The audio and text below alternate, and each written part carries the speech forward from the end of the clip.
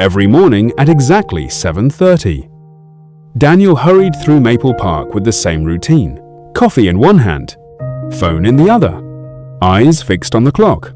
Success had become his entire world. He was chasing a promotion that he believed would finally make his late father proud. On the same wooden bench every morning sat an elderly man, feeding birds. As Daniel rushed past, the old man would smile and say, "Good morning, young man."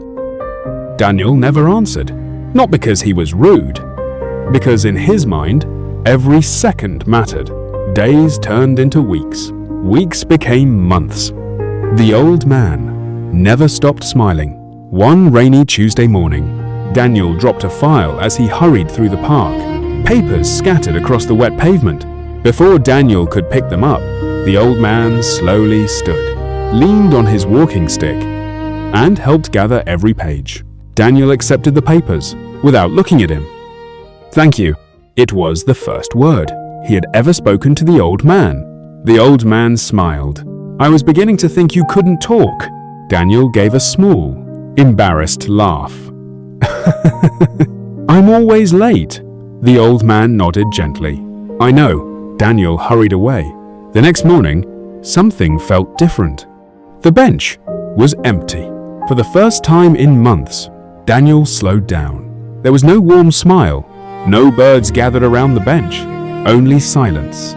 Then, he noticed a white envelope resting neatly on the seat. Across the front, written in careful handwriting, were the words, "For the young man who's always late." Daniel frowned. He looked around. The old man was nowhere to be seen. He carefully opened the envelope. Inside was a handwritten letter. "Dear Daniel, if you're reading this, then I wasn't able to keep our appointment this morning. Don't worry, I'm not angry that you never stop to talk. Life teaches each of us at a different pace. For months, I watched you hurry through this park. You reminded me of someone. My son, he was hardworking, determined, and always in a hurry. Every morning, he told me the same thing. Dad, I'm late." Daniel's eyes stopped on the page. His grip tightened. He continued reading. One morning, he never came home. A lump formed in Daniel's throat. "Since then, I've sat on this bench every day, not because I was lonely, but because I promised myself I would never let another busy young man pass without offering a smile. Most people think kindness changes other people. The truth is, kindness changes the person who gives it." Daniel slowly lowered the letter. Then, he noticed something else. 6 missed calls, all from his mother. He remembered every time he had silenced her calls because he was too busy. He looked back at the letter. The final lines waited for him. "Before I leave this place forever, I have one final request. Tomorrow morning, don't walk straight to work. Go home first.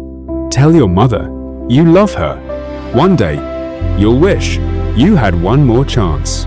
Take care of your heart while you're busy building your future, because success feels very empty when there's no one left to share it with."